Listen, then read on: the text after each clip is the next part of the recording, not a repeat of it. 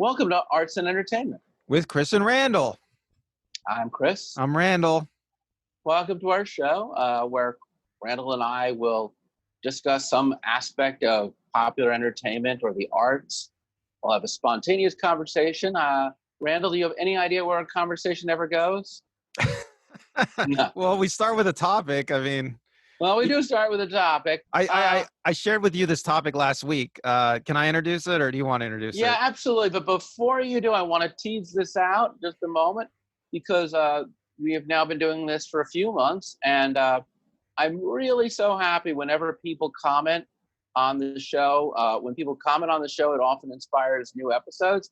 So, Randall, if people are listening or watching right now, how can they leave a message for us? I guess the best place to comment is our Facebook page. If you're not on Facebook, we have a Twitter account. You can comment on there. You can find either one from our website, chrisandrandall.com. And you can email us too, right? Yeah, you can find our email on our website too. If you want to email. Yeah, sure. What is our email? I don't know. I don't know. All right, well, go to the website. chrisandrandall.com. It's there. Or hopefully, yeah. And of course, whatever you're listening or watching this to, please like and subscribe. It means a lot to us that you like. I don't know about you, Randall, but I'm a very emotionally needy person. So it's very important that if you're going to invest even a few minutes of watching this and then you lose interest, that you like it and subscribe to it so that I'll feel like I've accomplished something in my several decades on planet Earth. So I don't even really care if you like this show at all, but maybe you just like Randall. You don't even have to like me. You're a likable guy, Randall. People like you. You really think so? Thank you. Yeah, I've been at your birthday parties. People show up. So if you just like Randall and you hate me, then by all means like and subscribe, or you can tolerate me. So yeah, if you like because of me, don't worry. Chris will not stalk you. I'll. Yeah, no, I'm too lazy to stalk. That requires work. Though stalking is a brilliant unscripted segue into our show because Randall, this was your topic. Yeah. Okay. So okay. Take it away, stalker. All right. Yeah. So this is something I've been thinking about for a long time, many years, and I shared it with you last week, Chris. So Chris has had a week to ruminate on this idea. And the idea is like a lot of horror movies, most horror movies, the entire horror genre, it seems to be like politically right wing. Like I feel it's like it's fascistic. It's hatred of the out group, of the other. There's pure evil. Monsters exist. Monsters are just the only solution to monsters and evil in the world is just destroy it. If you were gonna make like a liberal horror movie, you would find out that you and the monster had shared a lot in common, and then you would convince the monster. I don't know, man. I agree with 50% of what you're saying, and completely disagree with 50% of what you're saying. I'll say this much: I think that all horror films, and if you don't mind making an extension into science fiction, because I feel like when you're dealing with monsters, you have both horror monsters and science fiction monsters. They're all cautionary tales. And I think a cautionary tale is by nature a political tale, right? A cautionary tale is, if you do this, something bad will happen, right? Well, they're political in what sense, though? They're political in a very like right-wing, reactionary. Well, I'm gonna disagree with you a little bit, but I just want to establish terms first. So, would you agree with me that, for the most part, what distinguishes, say, a horror film from, say, Kramer versus Kramer, or that's a terribly old one to pick, a Marriage Story that came out last year, is that contemporary drama doesn't really have good or evil. It's very psychological. It's balanced. It's subtle. It's nuanced. But like genre films, especially horror films, horror films have a real good and evil, and horror films actually have evil incarnate, which allows for a much more simpler moral universe, wouldn't you say? Yeah, I mean, the horror genre seems to lend itself to just it seems to lend itself to creatures. The monster, the antagonist is unredeemable, right? Irredeemable, Right. Well, right? there's like in horror movies, there's the devil, right? Right. So And the devil's irredeemable. That is evil incarnate, right? So there's devils, there's demons, and I guess technically, if you think about it, this is why I wouldn't mind if you let me also add in a little bit of science fiction. Is where the monsters come from, right? So you have demon monsters, ghost monsters, werewolves, vampires, and then you have like Frankenstein's, robots. Now I'm getting into science fiction, alien monsters, but the monster is inherently the other, right? That's right. Yes. It represents the force of nature sometimes, or technology, but whatever it represents, whether it's good or evil, it's something that we are afraid of, right? Like, you could almost argue the shark in Jaws is a monster, no? No, yes, of course, yes. Right. So whether it's, even a hellspawn demon or the alien in Aliens, I think really what you're talking about is the other as the monster is in a conservative universe. You're saying, and stop me if I'm wrong, there needs to be law and order to protect us from the monsters. Right. I believe that I guess we have to really talk about the subject, we have to almost get into a discussion of what is conservatism versus what is liberalism, and maybe we should first just get into what is a monster. Okay. Before we even get into that. I mean, I always think of the first monster story as being Frankenstein. But what about Beowulf? The first modern monster story. Okay. Sorry. No, that's a good point. We could go back to Greek mythology. So we could also we could go. Okay. We could go back to Gilgamesh too. I'm a big fan of Gilgamesh. So, all right, then let's just start right at the beginning of history. And Should we start at the beginning of recording history? Yeah. Okay, guys, we're gonna keep this show to under an hour. I promise. Narrow it down. But I mean, I think you could say that prior to modern fiction, monsters were mythological beasts, and they were used to explain how the world worked or how the stars worked, but they were used basically to be defeated by heroes, right? Well, I've read a lot of Gilgamesh. I've read a lot of translations, and I'm a big fan of Gilgamesh. I love it. Who is Gilgamesh? Let's pretend I have no idea. Well, Gilgamesh is possibly the first story fiction that we've ever discovered. The first fiction that humanity wrote, at least that has survived. From ancient Sumeria. That's right. It's in the Middle East, in the modern day Iraq, I want to say. And what made Gilgamesh a monster? Well, Gilgamesh is the name of a human king. He's actually part god in the story. Although, I don't know, that translation that might be just the way we look at it today. But he's definitely better than most other humans. And he's the king of a city in this ancient land. It's a real place in the story, and in history. And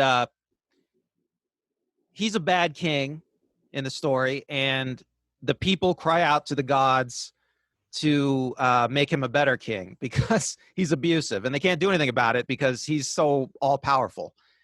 And the gods send him a friend because the reason Gilgamesh is so horrible is because he's alone. He's lonely. He's like, it's lonely at the top. he's this amazing genius, super being practically, and he has no friends. So the gods make a friend for him who is like a friend and a rival, somebody who matches him. And then after he gets his friend, they go about trying to make the world better, trying to make the life better for the inhabitants of the city. And one of the first things they got to do, and it's a fascinating story because it's written at the beginning of human civilization. So it's a story about the trade-off. There's a lot of themes in it that are about the trade-off between civilization and living in the wild. Well, could you expand a little bit on that, and we'll use that as our template? Sure. I mean, so, nowadays we take it for granted that we are domesticated and we live in cities, but at the time of Gilgamesh, I don't think they did.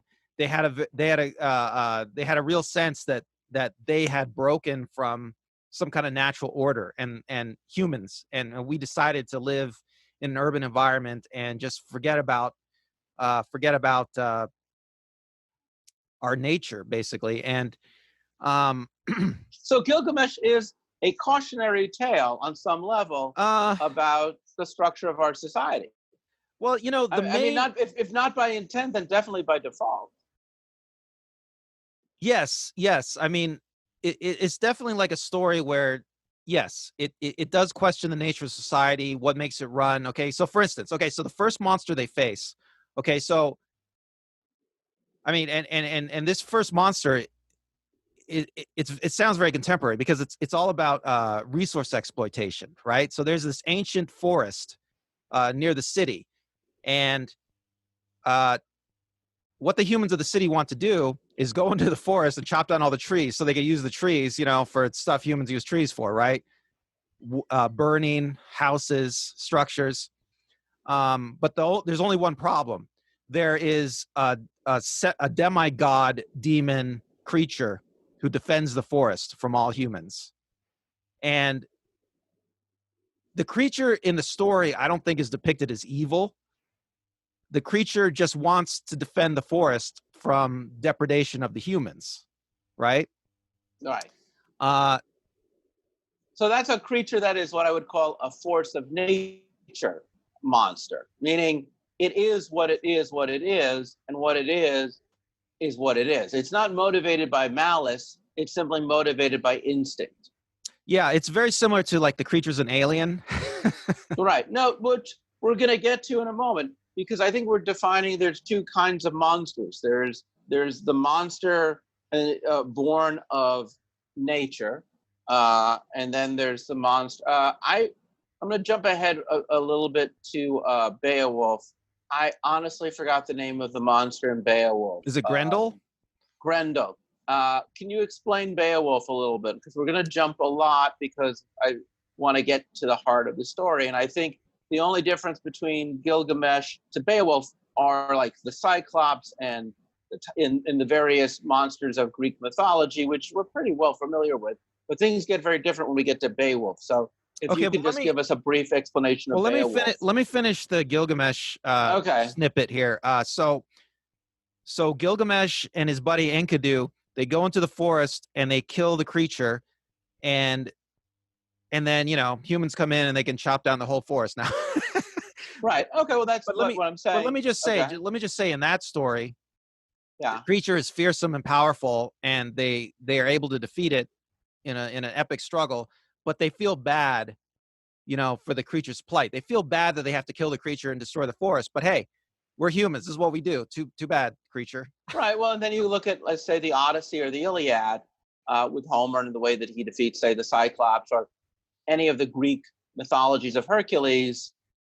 Again, our heroes tend to use their wits and their physical dexterity to go against creatures who may or may not be evil, but inherently normally just instinctual. And in doing so, they return society to its natural order. And I think that no matter what kind of culture you're in, that kind of storytelling of the monster that is reflective of nature, less of avarice, and the hero who defeats them using their mind and their strength to kill them or tricks them or beguile them is normally in the service of progress, meaning normally these monsters are getting in the way of our heroes, either our hero's journey to wherever they're headed, or they're getting in the way of civilization's attempt to evolve forward. And that's then you have that's right.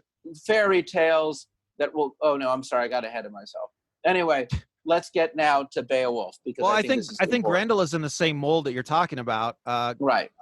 Grendel. Beowulf is what that would be. Oh God, I'm now forgetting what part of history. We're in medieval. Medieval, English, I think. Yeah, late medieval. Yeah, I'm rusty on Beowulf, but Beowulf is a king too, I think, and Yeah. Grendel is like a troll that is threatening the progress of humanity, in much the same vein that the forest monster in Gilgamesh was threatening the progress, and so Beowulf has to go kill it. And Beowulf finds out that, hey, the troll is just in the end, the troll is just like just wants to be left alone and live a peaceful life too, like everybody else. And trolls, but the trolls got to go because go ahead. The trolls got to go because the troll and humans can't live peacefully together. Right, and you see trolls in Wagnerian storytelling, in fairy tales. The troll, though, is an interesting kind of a monster because the troll is not a physically overwhelming monster in the way that we have up until this point in history dealt with monsters who are somehow larger than life, big, challenging. The troll is ugly, even if it's a big troll, a troll is by nature just someone you find in the forest, in the underbrush. There is something about the troll that is smaller than life, if that makes any sense. Well, trolls are usually like humans, but like all of our ugliest qualities. Right, they're reflective of humans, yeah, and they're also reflective, I hate to say it, of the underclass, of the poor, of the laborer. Because remember, trolls are always workers. They're always tooling away. Well, if you ever read go ahead. If you ever read H.G. Wells' Time Machine, it's very explicit. So there's right. Well, humans have divested into two races, and one is very troll-like, and one is very human perfected-like. Absolutely, and that's what I'm saying. That the troll is where the monster stops just being a force of nature, or an embodiment of a force of nature, and the troll is the other. Really, I would argue, as our evil doppelgangers, as the more brutish, dumber, primordial, more coarser version of ourselves. So the troll is a scary, not because of how unrecognizable the troll is, but how much we can see of ourselves in the troll. And I feel like if we go from the story of the introduction of, I forgot, how does Gilgamesh, how does Beowulf end? Well, he's like, he learns, I think, okay, I'm rusty again, but I think he learns everything about her, the monster, and he sympathizes. He's like, oh yeah, that you're just trying to live your life and have a nice little life, and try to be peaceful, and you want to have a family and all this, but you got to die. And then he kills her with a tear in his eye. Well, right, because now we're dealing with monsters that aren't just dragons and wild beasts. We're now dealing with empathy. And I feel like if we jump all the way to the 19th century and you go to what I consider to be the first modern horror story, or one of the earliest, comes out of the Romantic era of England, Mary Shelley's Frankenstein, of which, for the one human being on this planet who's never heard of Frankenstein, Mary Shelley was the wife of a poet named, I can never pronounce that first name, Pierce Shelley. I know everyone's going to say I said it wrong. You're right. I was an English major. Go figure. But she and Lord Byron, they were staying at a hotel or an inn, and they made a bet about who could write a story in a single night, and she was pregnant at the time. So she writes the story of Frankenstein, which is called modern-day Prometheus, in which a scientist takes pieces of different parts of the human body and sews together a monster, and that is the man-made monster. Now, Frankenstein in the book has a refined consciousness. He is sentient. He is a monster, but he is a monster who is intellectually our equal as well as physically stronger than us. Unlike a troll who is somehow beneath us, Frankenstein could theoretically be either at our level or above us. And that's the other kind of other, the other that is stronger than us, possibly also reflective of our own weaknesses, maybe even as smart as us. And I know some people feel that was a metaphor for motherhood, and I don't really know, and I can't say. But culturally speaking, Frankenstein is the beginning of technology as the monster, which we'll get into in a moment. And then, of course, in the 19th century, you also start seeing other kinds of monsters, such as the vampire, which is not a creation. It's more of the occult, I would say. We're dealing more with sexual elements, ghosts, which are similar to vampires, demons, which are similar to vampires, werewolves, which I feel kind of are more like somewhere in between the cursed person, which is kind of vampiric, and a primordial Gorgon-esque monster from ancient fiction, mummies, stuff like that. Am I leaving out any of the other classic monster types? Until you get to the 20th century. And then in the 20th century, we now have aliens, robots, and variations of the theme. There's the creature. I mean, like Alien is like a typical creature feature where you just make it like a scary primordial monster out of the wilderness. Right. But the alien is metaphorically the other, but from another place that we don't know. Well, it's possibly like anxiety about just nature itself. Right, but also just foreign cultures too. Whereas I would argue the robot's just another variation of Frankenstein. So into this taxonomy of horror, we get into film. And I guess one of the earliest horror films is Nosferatu. Have you ever seen I've seen W.F. Manrose? Okay, so Nosferatu is much.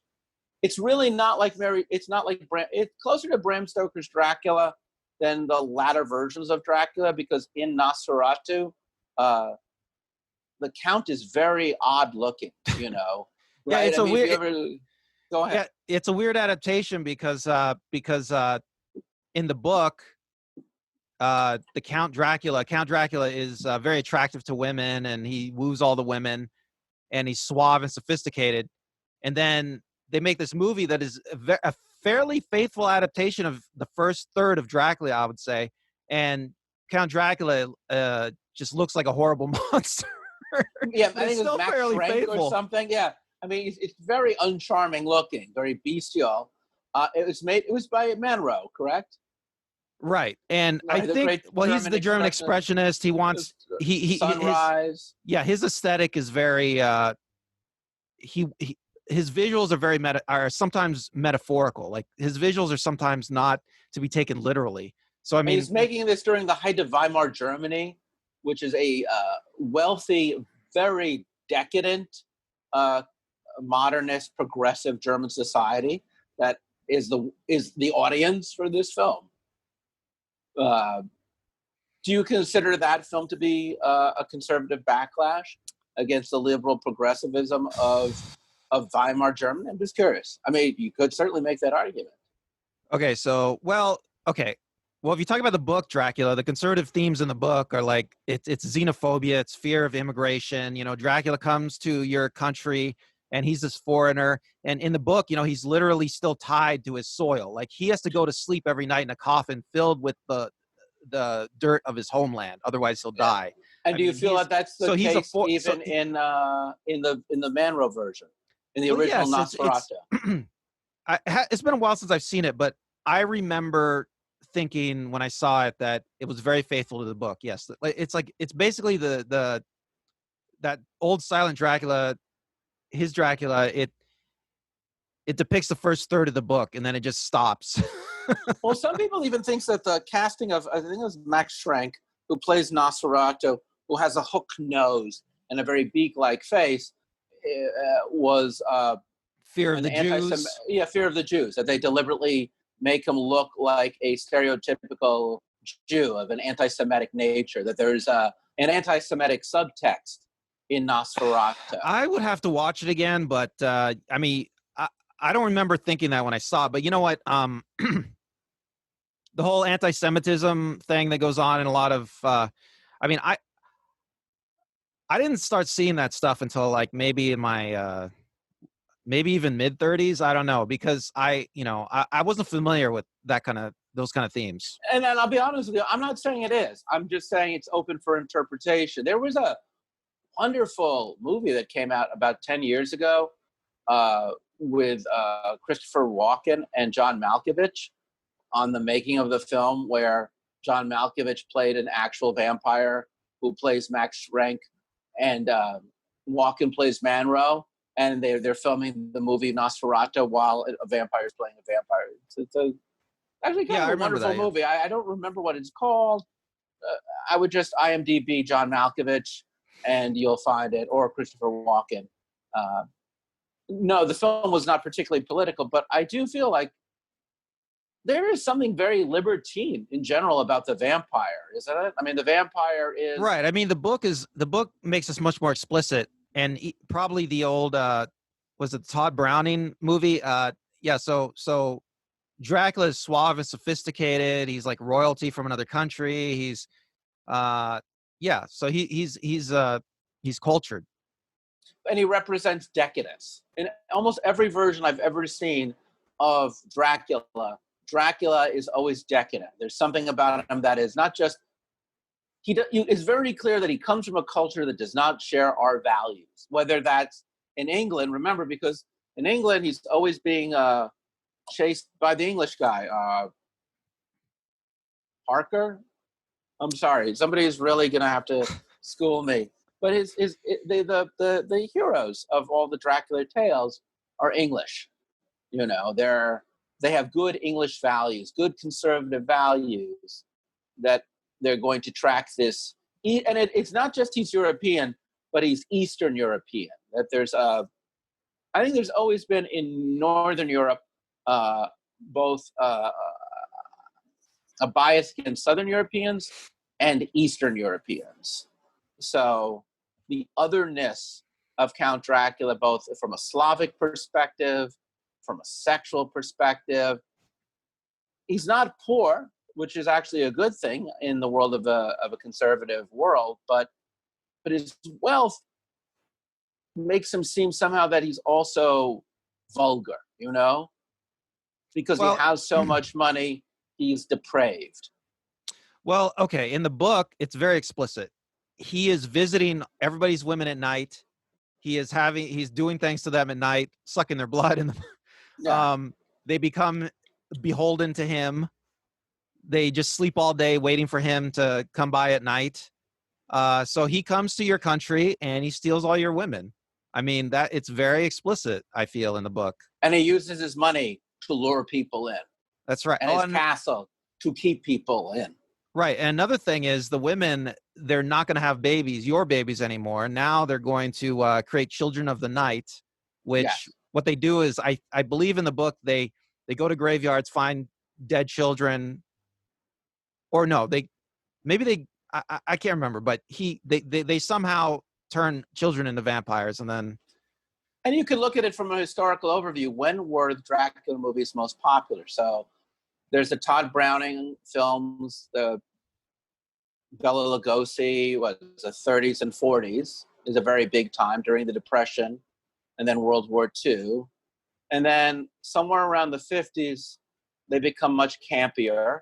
And then the Hammer films of the 60s with Christopher Lee switch gears entirely, and they become far more violent, far more graphic, far more sexual. And I would argue that if you just look at Dracula movies from the 30s through the 60s, the other is shifting from a cultivated European to, I would argue, the hippie counterculture, or at least to decadent, wealthy people who are part of that counterculture.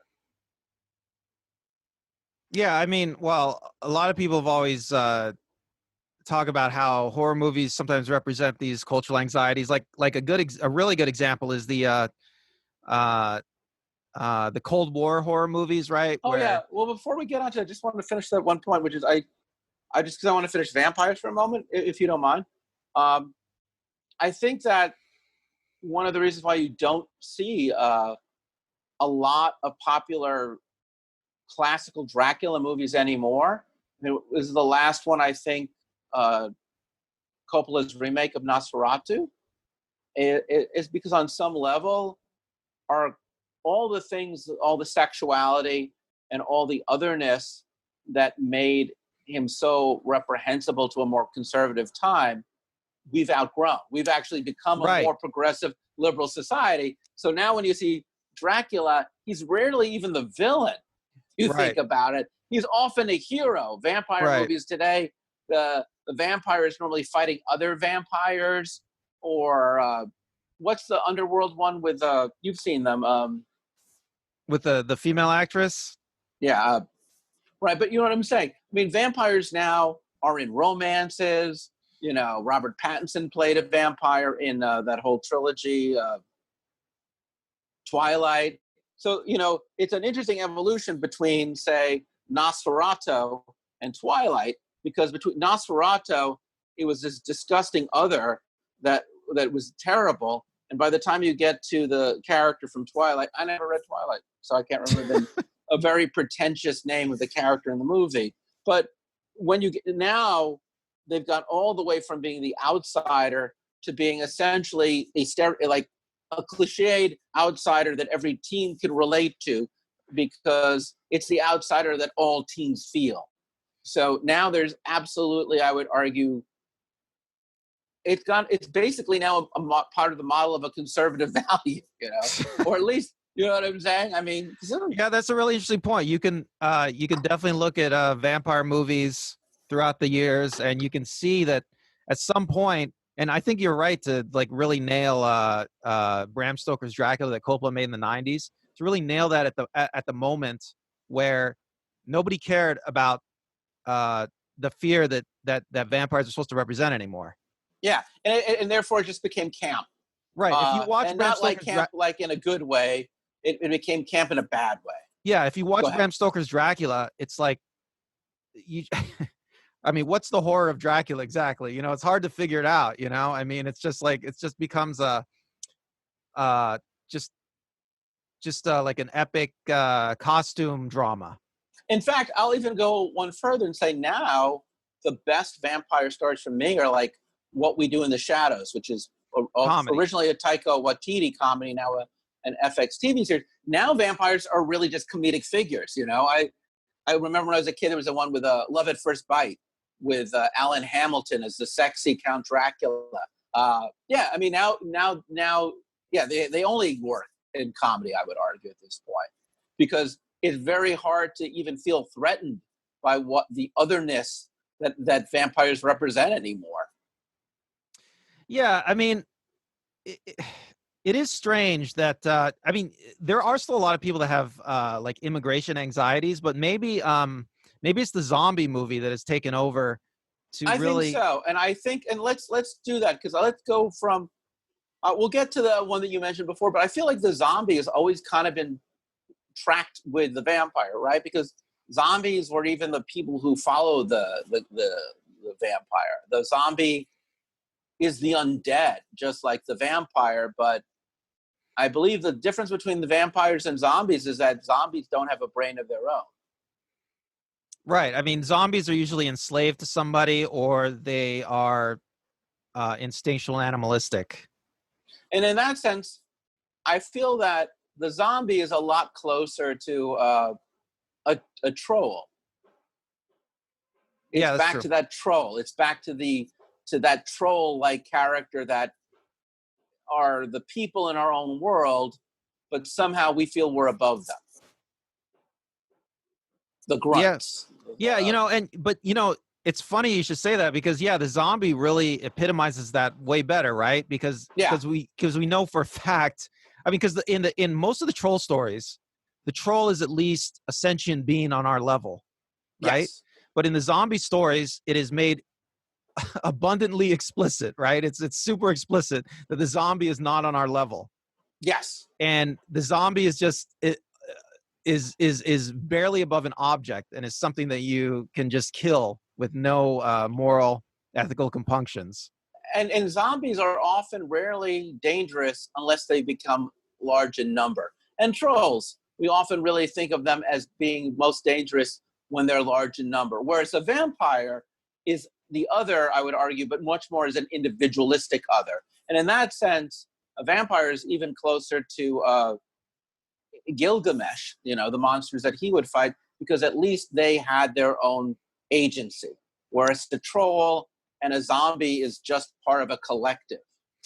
And I wonder, like, zombie movies, getting kind of back to our topic, even like zombie movies, they almost make the fear of immigration like so concrete. I mean, I don't know why nobody talks about it. I mean, because people in zombie movies are building walls. Popular. When did they become popular? Zombie movies really become more popular after World War II. The zombie movies, there's a few of them in the 40s and 30s, but it really hits biggest in the 50s and early 60s. Actually, the entire 60s. And if you think about it, what's going on? You have a lot of people coming from Europe after the war. You have a lot of people coming to America in general after the war. You have people who originally lived in one part of America from, like, say, the South, now moving into the cities.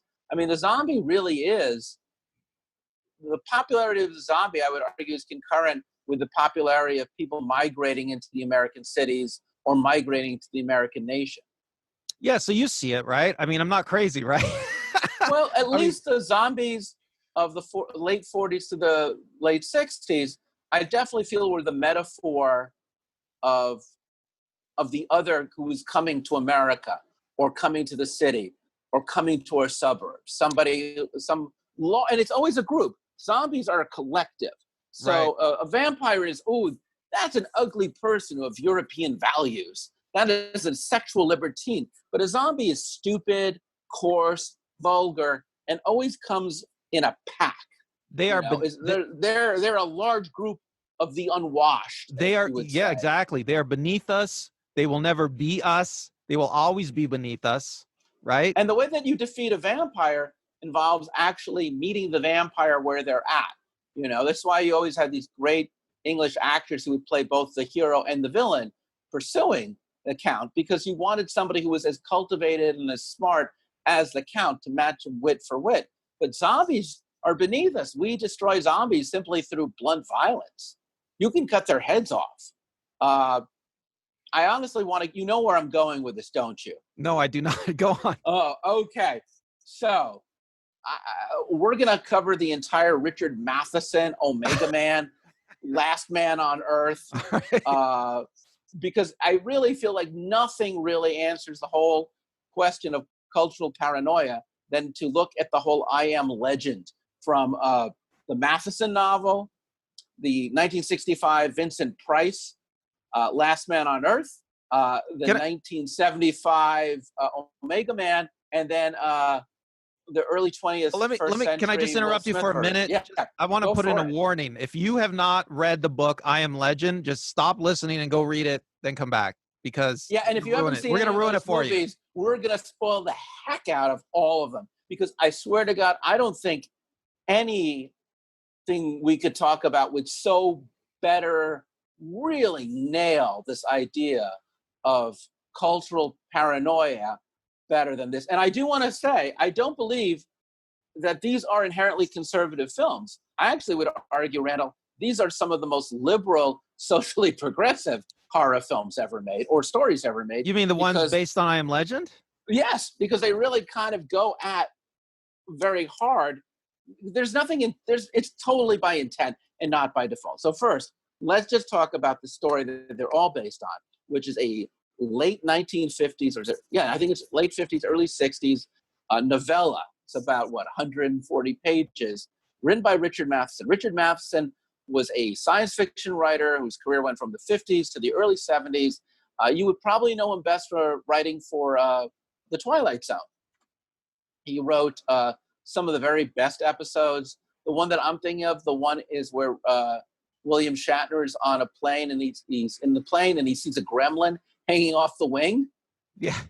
But he wrote that? I didn't know that. He wrote that. He wrote he wrote a lot of science fiction films. His daughter, Carolyn Matheson, wrote E.T., by the way. Oh, I just looked it up. So, the I Am Legend, the novel, 1954. Right. Okay. Even better. And it takes place here in Los Angeles County, in a suburb. It's Inglewood. I believe it's really about Inglewood. It's about it. I think it's specifically mentioned in the book, right? It's 100% mentioned in the book. So for those people who are not from Los Angeles, let us talk a little bit about Inglewood and what is that called? Redlining in the 50s? Okay, yeah, redlining, yeah. So let's help people out here, because this is you definitely need to understand some historical context for this to make sense. Well, okay, you want me to just talk about it, or okay? Yeah, well, I do. Okay, well, redlining, look it up if you never heard of it. It was a process of giving out loans to some people and not other people for certain houses. It was a way of making neighborhoods all white, basically. Exactly. And after World War II, when the soldiers were coming back, Los Angeles was really going from being an urban city to being a city of suburbs. They got rid of the mass transit, the red car, so that people would now have to get by on highways with cars. So the city lost its connectiveness and started becoming these very separate places. And cheap land was developed into these suburbs where there'd be white flight. And Inglewood was originally one of those places. Well, Inglewood was like a lot of neighborhoods in the LA area was an all white neighborhood. And after World War II, during World War II and after, there were a lot of steel mills and other industry that sprang up around Southern California, and they wanted to attract workers. My grandfather told me a lot about this. Okay, so my grandfather was from Compton. My mother is from Compton, and Compton was like a majority white place. I mean, it's majority black today, right? So what happened is they attracted a lot of black people to the city to work. And so these neighborhoods that used to be all white, they turned all black like nearly overnight. And Inglewood, the city of Inglewood, is a little suburb outside of LA, next door to LA. And yeah, so it turned all black. Right around the 1950s, where there is a rise of an African-American middle class, and you can look at Lorraine Hansberry writes in almost the exact same year, A Raisin in the Sun, which is about a black family moving out of Chicago into the suburbs. But that's a drama, right? Right, but you really do see the rise of finally a working middle class among African Americans, and they too trying to take a piece of the American dream by moving into these suburbs that have been traditionally just segregated. And Inglewood is such a perfect, especially in the 50s, example of what that was like. Right. And can I just talk about I Am Legend now? Well, I just want to first just tell them what the short story is, so we can at least lay down the story, and then you can see all the different ways each of the different decades and filmmakers interpret the initial story. So the initial story is a guy, he's a scientist. He went to Latin America to study bees. While he's there, a bat, I'm sorry to say this, folks, but a bat causes a pandemic in the world. And when he comes back to his lovely little community, everybody and his wife, his best friend, they all become infected with this disease that turns them into zombies.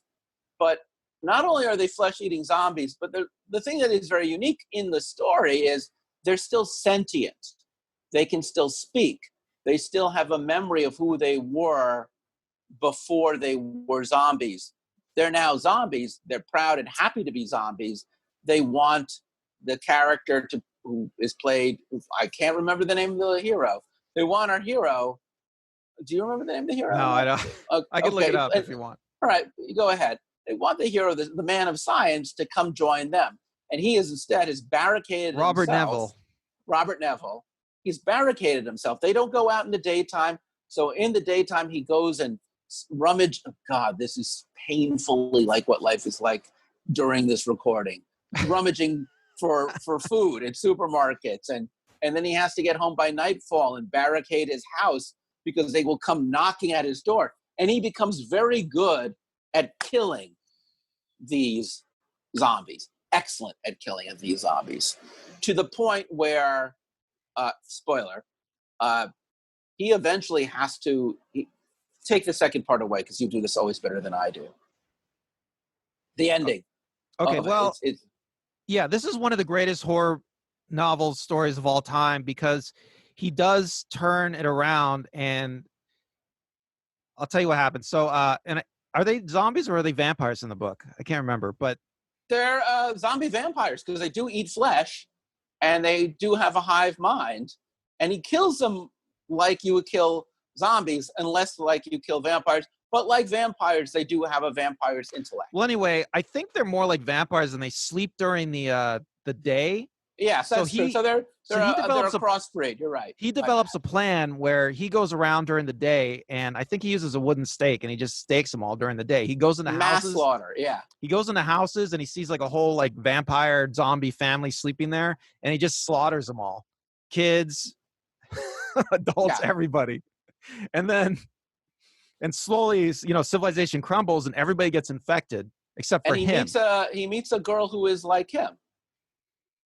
And he has a dog who he's very close to, and he meets a human girl who he falls in love with, a woman. Remember that?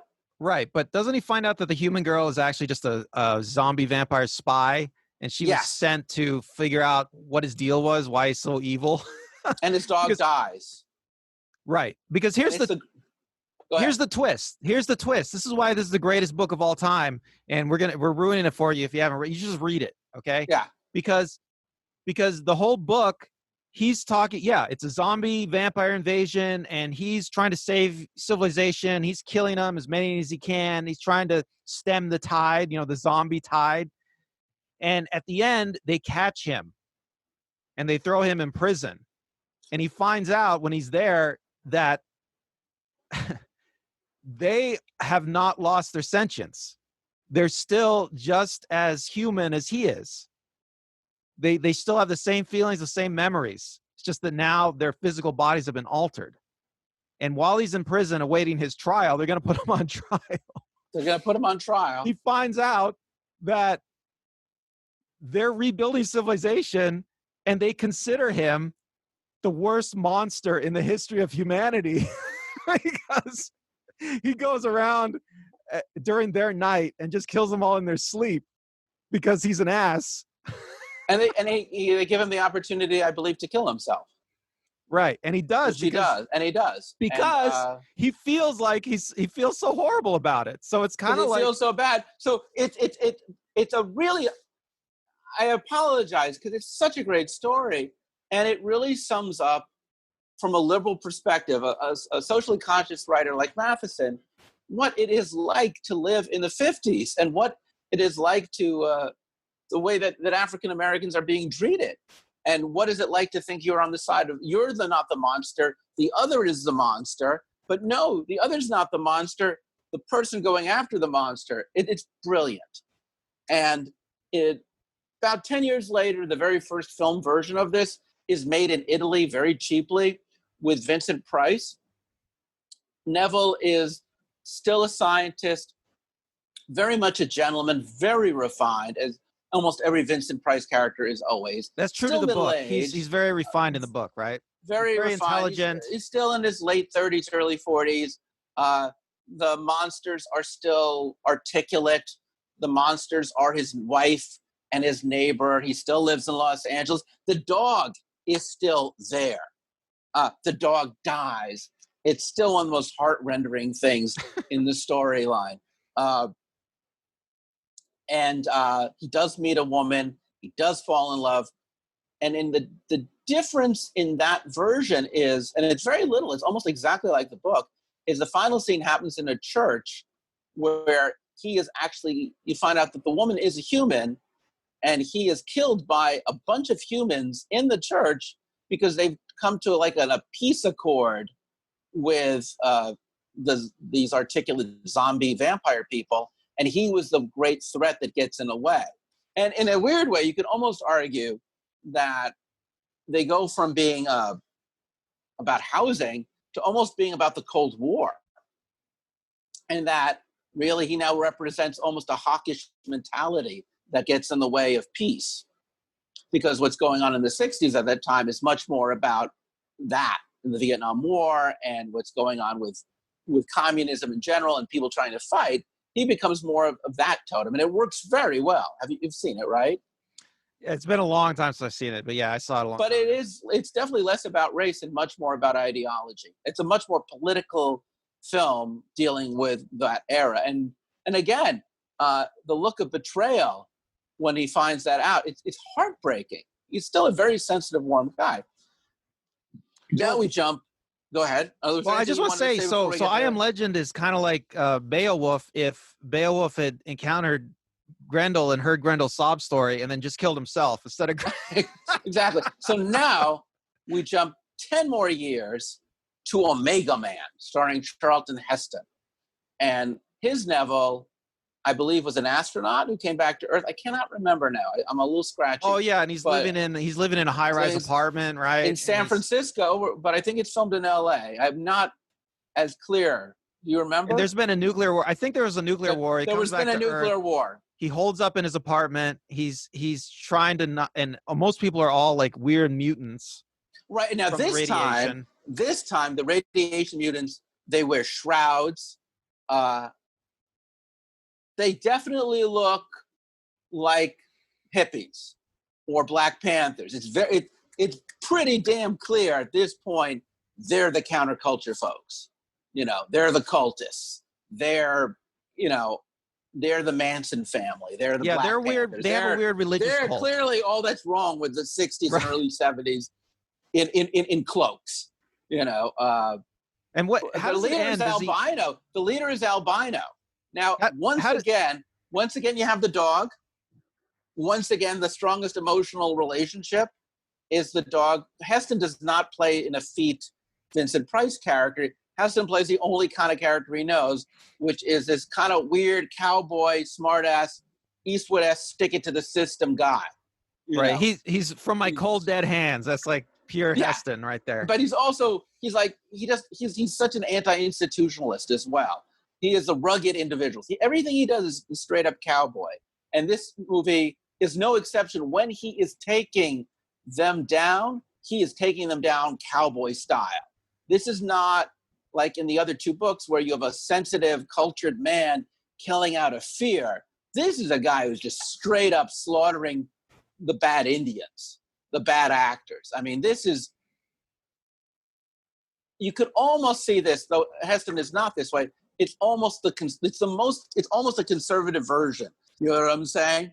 Because these people are so bad and they're so liberal and they're so to the left, and he's killing them with such gusto, and we really hate them. Now he meets a band of children who he has to rescue, and in this one, he sacrifices his life so that they can escape, and he gets a spear through the chest. He dies almost Christ-like, his arms spread, and it's a weird trade-off because the evil zombies are parading around his dead body, but the children have escaped out of the evil, decrepit city, and they're off to have a new life. And the children are non-mutants, right? They're like normal. Right. They're the innocents, and actually, one of them is played by a young Eric Lanville, so they're African American. So it is an interesting. But it does take like what is one of the greatest maybe left-leaning horror stories and turns it into some kind of like right-wing. Well, it's possible you could say it's right-wing, or it's very muddled. It's very hard to know. Like the Christ-like ending, the children of mixed race. Like he's watching Woodstock and he's really getting down into Woodstock. So he's supposed to be. There's like a weird kind of. It's kind of like your hippie Uncle Dad who is still somewhat not as well. I think you got it right when you talked about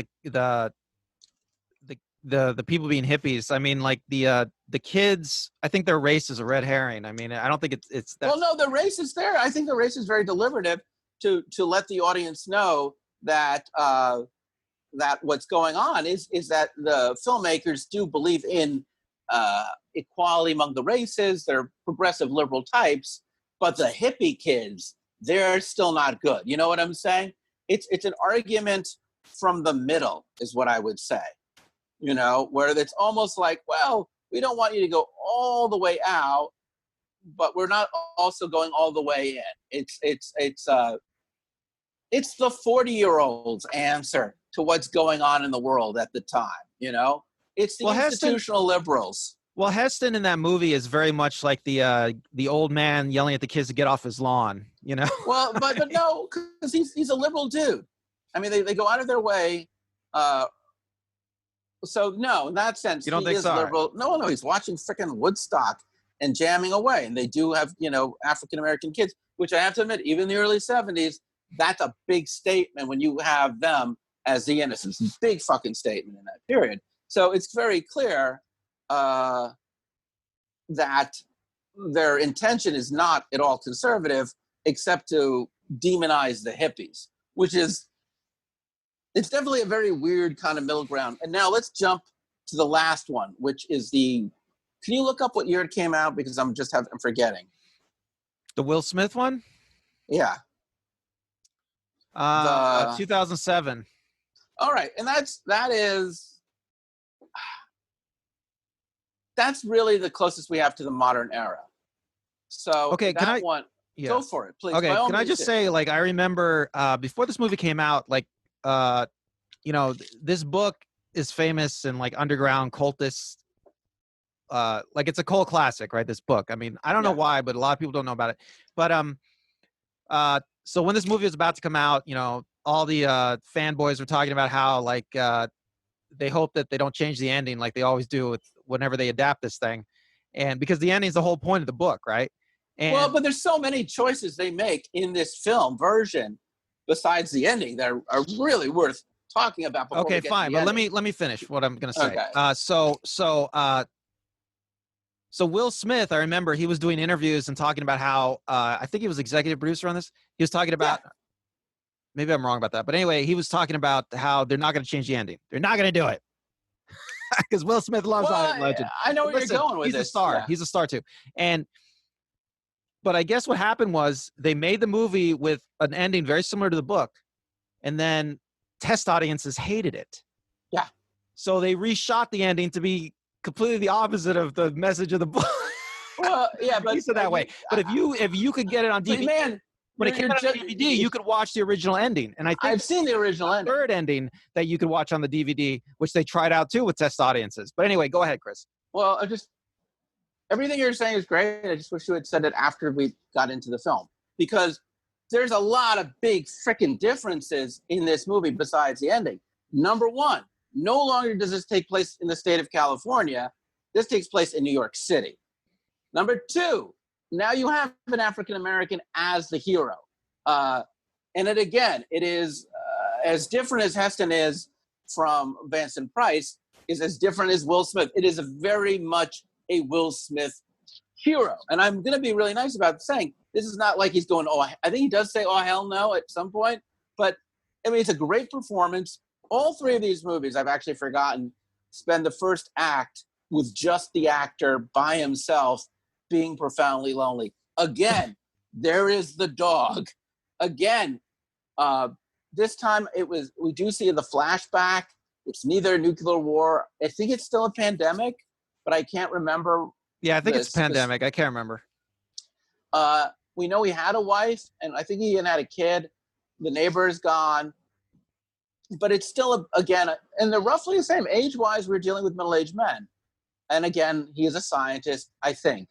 Well, can I talk about... But hold on, there's a key difference that we're dancing around, and I really want to get to it, is the villains in this movie, the zombies, they're just CGI color forms. They don't speak.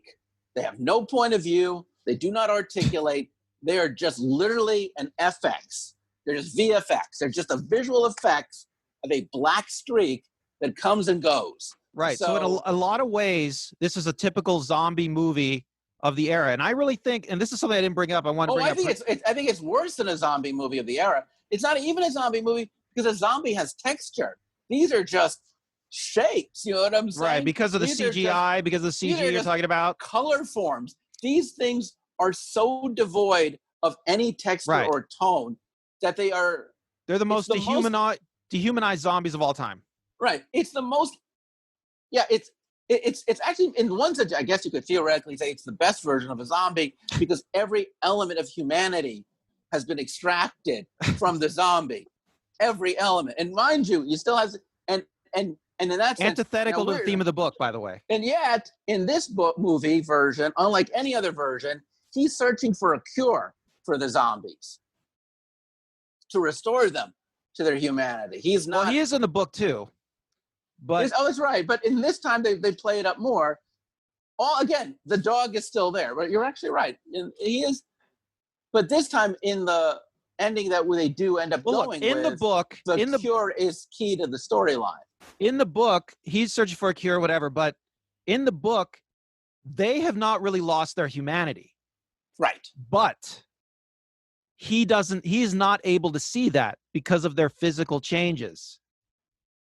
Okay? Yes. That's the whole point of the book. That's why the book is so brilliant. And when you read the book, and the physical changes, it's there also in the first version, The Last Man on Earth. It's there. And the physical, the changes are the opposite. They're antithetically horrifying. It's very scary. I remember seeing it as a kid, being scared out of my mind in Omega Man. But in this version, it's worse than the CGI in Terminator 2. It's just blast. I guess he kills them, or he knows how to defeat them, but because they have no humanity, when he's defeating them, it's meaningless. Now, he does have a bunch of human children, multi-ethnic, that he has to help rescue and get to salvation, much like Omega Man. Well, this time, where the cure is not paid lip service like it is paid in previous versions. Go on. Well, we're getting now to the ending that they went with. I just wanted to bring this. Yeah. So I just wanted to bring this back to our theme. So we're talking about horror movies being some sort of right-wing genre, politically. And so this is what happens with this movie. So there is an ending in this movie, one of the unused endings, where Will Smith, and this is actually brilliant, okay? Because like you're saying, these zombies are completely dehumanized. So there is a brilliant ending they did not use, where Will Smith at the end of the movie, he finds out that the zombies haven't lost their humanity, okay? They're just physically changed. It is very true to the book. But the audiences hated that ending, okay? Because they want the zombies to be monsters, okay? They don't want Will Smith, who looks like us, who is a normal human, to be the monster. Because at the end, if Will Smith is the monster and you've watched him kill all these zombies for no good reason, then you feel bad, right? And that's why they end up with almost a fairly similar ending, though less religious, to Omega Man, where he dies sacrificing himself. And does he end up curing one of the zombies? I've seen so many versions of the ending. I can't remember. I think he does, because one of the. Are you talking about Will Smith's one? Right. The Will Smith one. One of the kids gets the zombie virus, so they do cure the kid with the zombie virus, and they go off to Sanctuary, but he's now dead.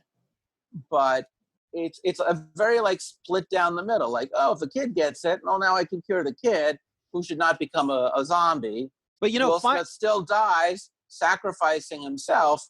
But it's such an apolitical ending, right? I mean, right. That's a crappy ending. Emma Thompson plays the president of the United States in this film, if you remember, very briefly.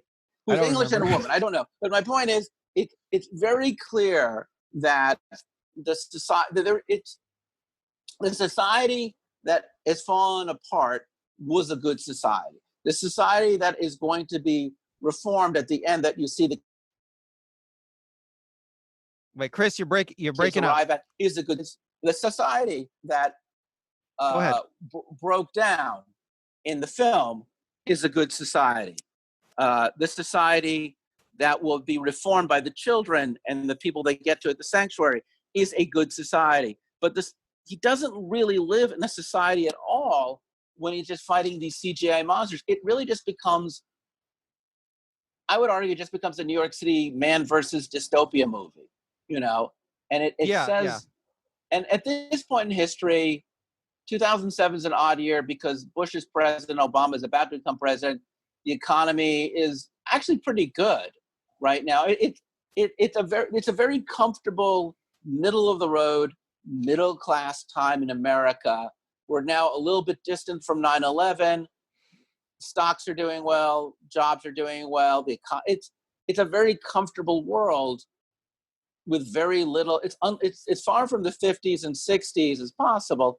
It's a world, and it's also you have an African American as your protagonist. So there's even an affirmation that in the inherent structure of the story that the world that we're watching is inherently a world that does not need examination. Okay, well, listen, Chris. And therefore, it shows something. I just want to get to the point, which is that from that point forward, zombies as a genre really start becoming what you call World War Z. The zombie as an other just becomes a completely different kind of beast. Yeah, I think the zombification process started a little bit before that, but I think you're right. I mean, that may have been a turning point because test audiences really hated that. So I wanted to bring it back to our theme and ask you a question. It's like, so do you think there's something about horror audiences or the horror genre that just makes it right wing, that people just they want to see the other destroyed? They want to see the other kept out on the other side of the wall. They want the wall built. I mean, what is it about horror movies that I don't know that is so? I mean, it feels very right wing to me, and this is something I felt like for many years watching these movies. I like horror movies, by the way. I do feel that. I think if in the same way that the vampires have been neutered, so have zombies been neutered, right? So I think that anything that made those monsters political. I'm just going to quickly say, I think the monsters in Jurassic Park, you could argue, are an indictment of capitalism, right? Because it's anything for a buck that makes them constantly reopen the Jurassic Park. Right. You're totally right. Yeah. I feel that in general,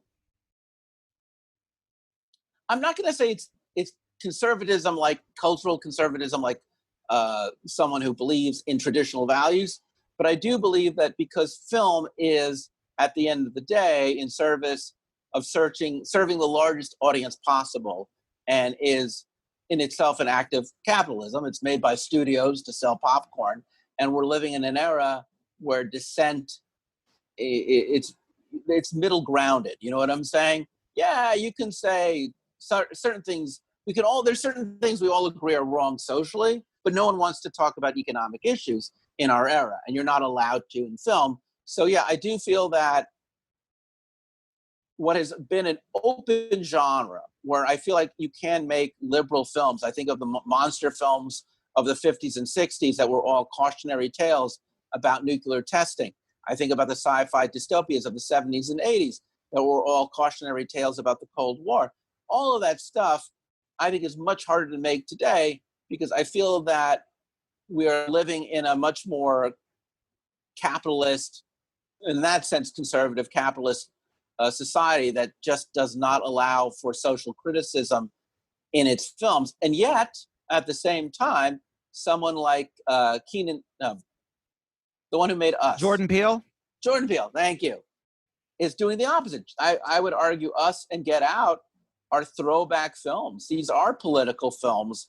These are films that challenge the way people look at life and look at society. They are very much progressive left of center films in the horror sci-fi genre.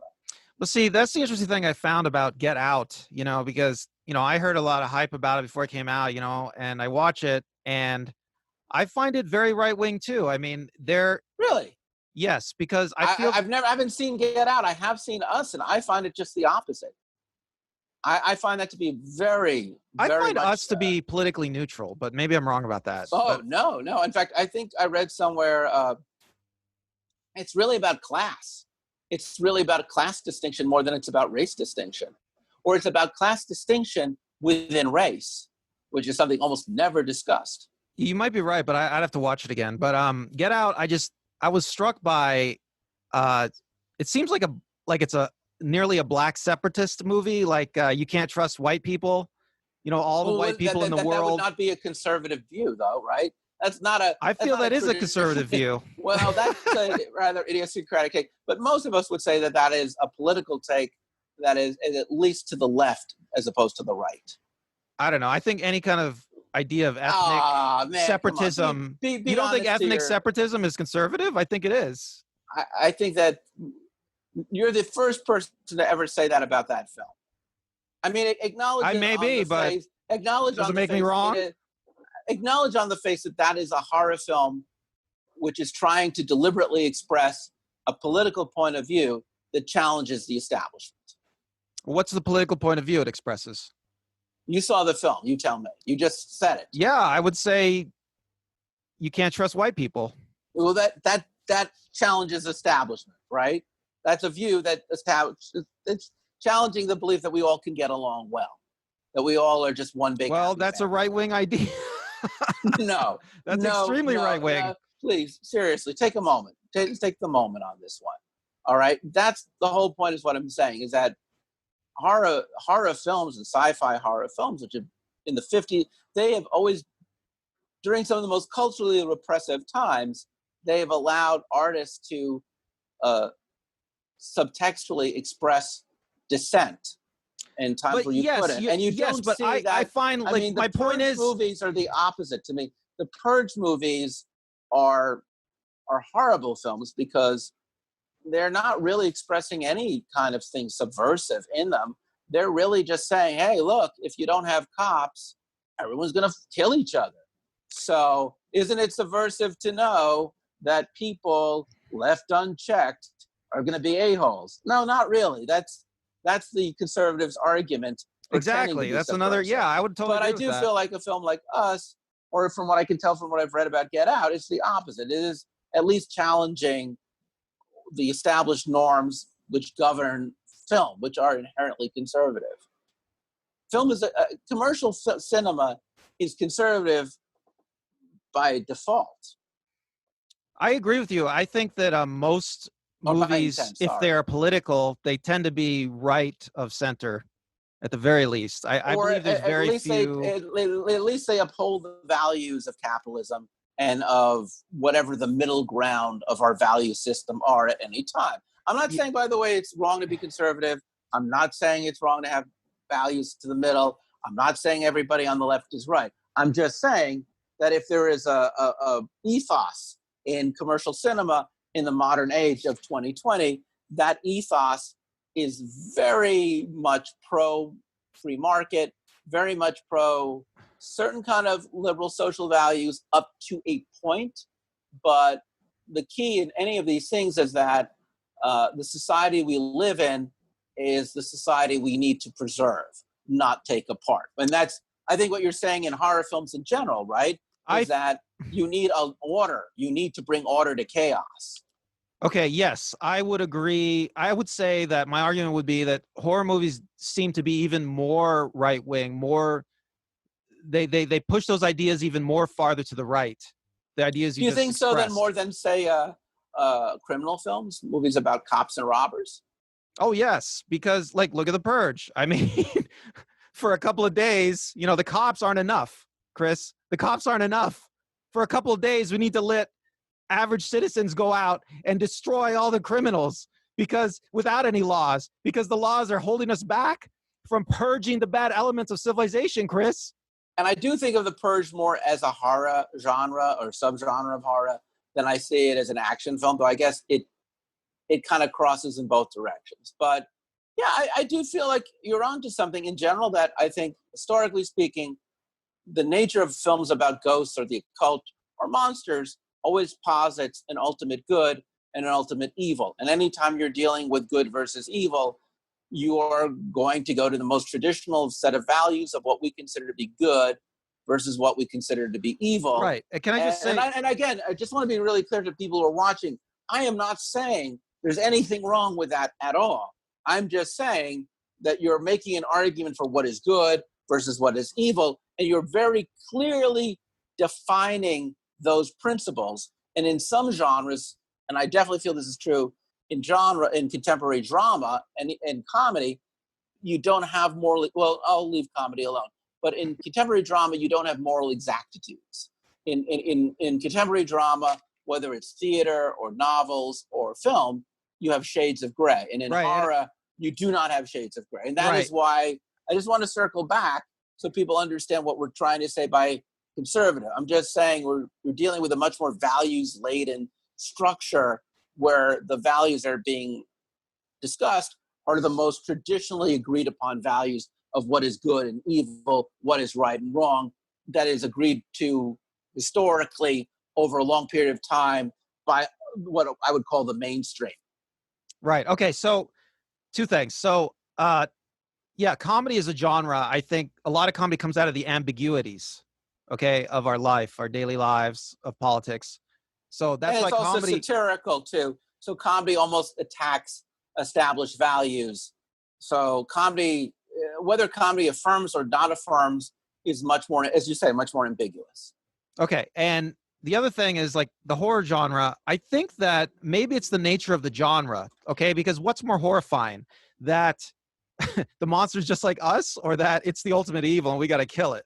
Okay. Well, and I think that by discussing what we just discussed today, which is not to go into every horror film ever made, but just by looking at the 50 years that separates the first iteration of I Am Legend to the last, which is also called I Am Legend, strangely enough, that you can really see the ping-ponging between our values and the genre of criticism in horror films versus the need to get rid of anything that challenges the way we view society in horror films.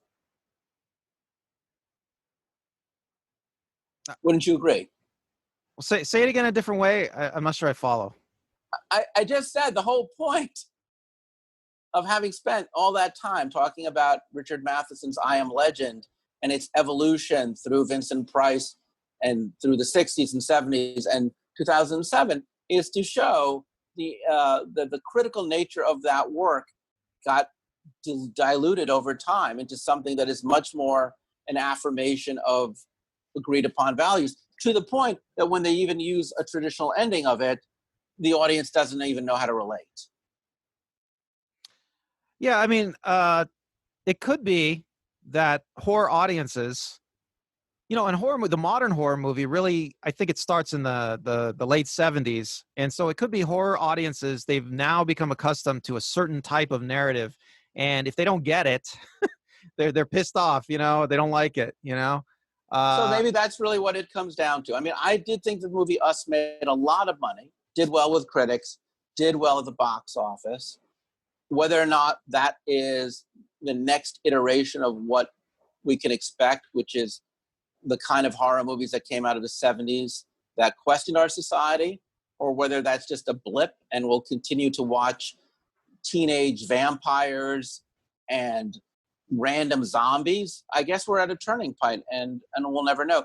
I want to thank you, Randall, for bringing up such a fascinating topic today. Final thoughts, sir? No, I think we've covered it. All right. Well, I want to thank everyone for listening. I really want to know what you think. I think we tapped on to a lot of hot button issues. Do you agree with what Randall said? Do you agree with what I said? Did we overlook things? Did we overextend things? Hey, look, if you feel we did a terrible job, feel free to criticize. I'll own those mistakes. If you agree, please agree, because I'm a very needy person. But we both, right, Randall, we want to hear what our audience has to say about this. Yeah, I'd love to hear some feedback. All right. Well, thank you so much for listening to our show. I'm Chris. Randall. Be well.